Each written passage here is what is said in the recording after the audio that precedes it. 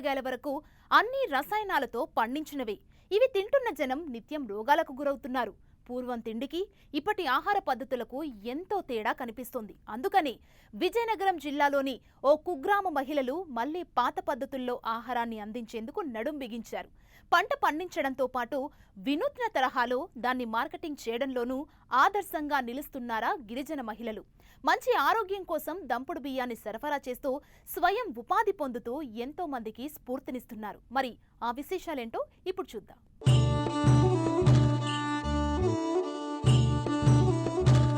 కొండబారిడి విజయనగరం జిల్లా కురుపాం మండలంలోని మారుమూల పల్లె. నాడు నక్సల్బరీ ఉద్యమానికి పురుడు పోసిన కొండబారిడి గ్రామమే నేడు సంపూర్ణ ప్రకృతి వ్యవసాయ విప్లవానికి నాంది పలికింది. పెద్ద ఎత్తున ప్రకృతి వ్యవసాయం జరుగుతున్న ఆంధ్రప్రదేశ్లో కొండబారిడి తొలి బయోగ్రామంగా మారడం విశేషం. ప్రకృతి వ్యవసాయ ప్రేమికులకు పాఠశాలైంది. ఈ గ్రామంలో ప్రకృతి వ్యవసాయంలో రసాయనాలు లేని స్వచ్ఛమైన పంటలు పండించడమే కాదు, దంపుడు బియ్యం సరఫరా చేస్తూ స్వయం ఉపాధి పొందుతున్నారు ఇక్కడి గిరిజన మహిళలు. గ్రామానికి చెందిన 6 మహిళా సంఘాలు ఒక యూనిట్గా ఏర్పడ్డాయి. వీరంతా కొండబారిడితో పాటు చుట్టుపక్కల గ్రామాల్లో ప్రకృతి వ్యవసాయ పద్ధతుల్లో పండించిన ధాన్యాన్ని కొనుగోలు చేస్తారు. వాటిని రోళ్లలో దంచి బియ్యంగా మారుస్తారు. ఈ దంపుడు బియ్యం ఒక్కో కేజీ చొప్పున ప్యాకెట్లుగా తయారు చేస్తారు. కిలో 65 రూపాయల చొప్పున విక్రయిస్తూ ఉంటారు. ఈ విధంగా వీరు చుట్టుపక్కల ప్రాంతాలతో పాటు మైదాన ప్రాంతాల ప్రజలకు కూడా సరఫరా చేస్తూ మంచి ఆదాయాన్ని పొందుతున్నారు.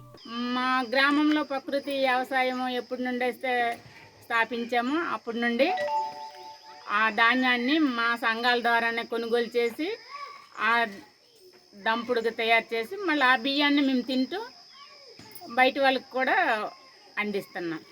ఈ పద్ధతిలోన మీరు ధాన్యం ఉడుచుకుంటే ఈ విధంగా పంట దిగుబడి వస్తుంది.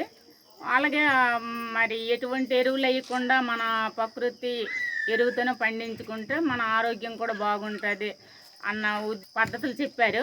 ఆ పద్ధతి మీద మేము పాటిస్తూ ఆ విధంగా ధాన్యం పండించి ఈ ధాన్యాన్ని మీరే మీ సంఘాల ద్వారా కొనుగోలు చేసి మీ సంఘ సభ్యులే దంపుడుకు తయారు చేసుకొని ఆ బియ్యం మీరు తింటూ ఇలా దంపుడు బియ్యం తినడం వల్ల ఆరోగ్యంగా ఉంటారు కాబట్టి ఆ బియ్యం మీరు తింటే ఇంకా బయట వాళ్ళు ఎవరైనా కావాలనుకుంటే వాళ్ళకి కూడా అందిస్తే బాగుంటుందని మన పారినాడు మేసారు చెప్పడం జరిగింది. ఆ విధంగా మేము కూడా పాటించి ధాన్యం కొనుగోలు చేసి మేము ఆ బియ్యాన్ని దంచి బయటికి ఎవరికి కావాలనే అందిస్తున్నాము. రేటు 65 రూపాయల లెక్క ఇస్తున్నాము.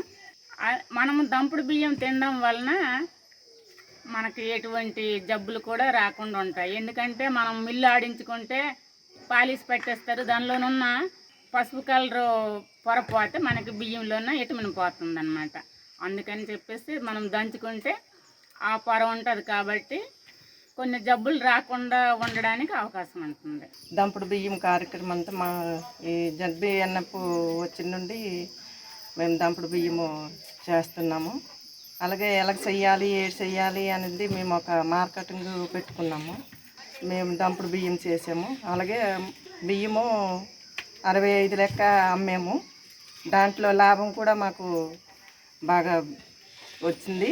ప్రకృతి వ్యవసాయం చేసిన దాని మీద బయటికి ఊర్లో రైతుల దగ్గర నుండే మేము కొనుగోలు చేసి మేము ఆ దాని దంపుడు బియ్యం చేసి ఇతర దేశాలకి కూడా ఇస్తున్నాము. అలాగే మేము కూడా తింటున్నాము. ఈ దంపుడు బియ్యము తినబట్టి ఎటువంటి బీపీ కానీ షుగర్ కానీ రక్తహీనత ఇలాంటి వేటి లేకుండా ఉన్నాయి. మాకు ఇప్పటికి 1,00,000 దగ్గర వచ్చింది లాభము. ఇలాగే వ్యాపారం చేసుకుంటే బాగుంటుందని మేము ఇంకా దంపుడు బియ్యం ఇలాగే దంచుకుంటున్నాము. కొండబారిడి స్ఫూర్తితో మరో 41 గిరిజన గ్రామాలు 100% ప్రకృతి వ్యవసాయ గ్రామాలుగా మారాయి. వరితో పాటు రాగి, ఇతర చిరు ధాన్యాలు, పప్పు ధాన్యాలు, నూనె గింజలు, కూరగాయలు సాగు చేస్తున్నారు. జీడి మామిడి తదితర తోటల్లోనూ ప్రకృతి వ్యవసాయ పద్ధతులను అనుసరించి సత్ఫలితాలు సాధిస్తున్నారు. బయోగ్రామాల్లో వరి, రాగి పంటలను శ్రీ పద్ధతిలో రైతులు సాగు చేస్తున్నారు. పండించిన ధాన్యాన్ని స్వయం సహాయక బృందాల మహిళలు నేరుగా ప్రజలకు అమ్ముతూ అధిక ఆదాయాన్ని పొందుతున్నారు. 3 చోట్ల వీరి ఆహారోత్పత్తులను విక్రయించేందుకు స్టాల్స్ ను సైతం తెరిచారు. వీళ్ళు సాగు చేస్తున్న పంటను వేరే సొంతంగా మహిళా సంఘాల ద్వారా కొనుగోలు చేసి అక్కడ దంపుడు బియ్యం యూనిట్ని చేయడం జరిగింది. ఈ దంపుడు బియ్యం యూనిట్ అంటే ఏమనగా సాధారణంగా మన ప్రాంతాల్లో వరిని రైస్ మిల్లులో పెట్టేసి పాలిష్ చేసి అవి సన్న బియ్యం తినడం జరుగుతుంది. కానీ పూర్వకాలంలో అందరూ కూడా ఈ దంపుడు బియ్యం రోకల్లో దంచుకొని దంపుడు బియ్యం తినేవారు.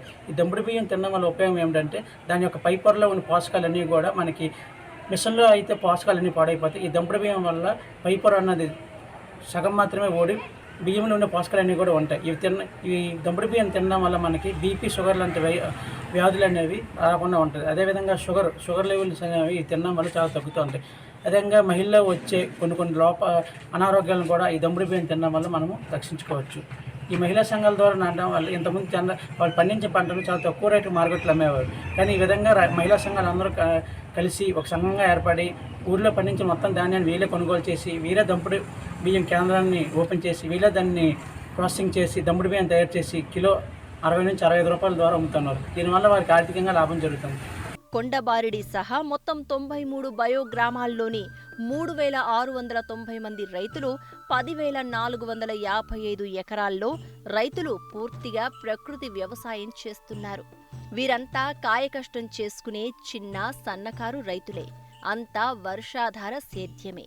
బయోగ్రామాల రైతులతో పాటు ప్రజలంతా ప్రకృతి వ్యవసాయంలో పండించిన ఆరోగ్యదాయక ఆహారం తింటూ ఆరోగ్యాన్ని పెంపొందించుకుంటున్నారు. బీపీ, షుగర్, కీళ్ల నొప్పులు వంటి ఆరోగ్య సమస్యల తీవ్రత కూడా చాలా వరకు తగ్గిందని ఈ ప్రాంత ప్రజలు సంతోషం వ్యక్తం చేస్తున్నారు.